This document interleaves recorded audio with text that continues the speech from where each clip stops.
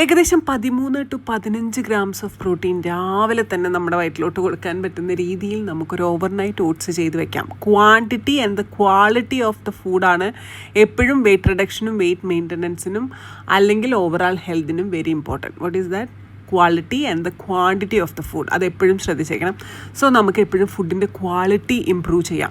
നിങ്ങൾക്ക് എന്നും എടുക്കാൻ പറ്റുന്ന ഒരു ഓവർനൈറ്റ് ഓട്സിൻ്റെ റെസിപ്പിയാണ് പറയുന്നത് കേട്ടോ. ഇതിലെ ഫ്രൂട്ട്സ് നിങ്ങൾക്ക് മാറി മാറി വേണം എടുക്കാൻ. എന്നും ഒരേ ഫ്രൂട്ട്സ് എടുത്തേക്കരുത്. And the quantity of the fruits അത് ഭയങ്കര ഇമ്പോർട്ടൻ്റ് ആണ് കേട്ടോ.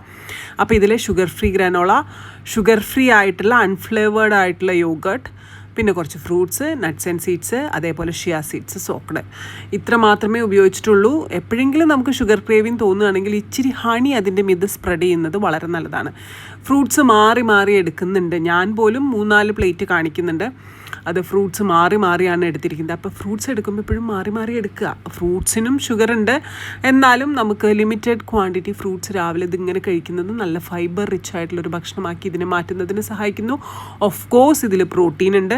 ഇതോടൊപ്പം 2 മുട്ട കൂടി എടുക്കുക. ഒരു കംപ്ലീറ്റ് പ്രോട്ടീൻ റിച്ച് ആയിട്ടുള്ള ബ്രേക്ക്ഫാസ്റ്റ് ട്രൈ ചെയ്യൂ കേട്ടോ.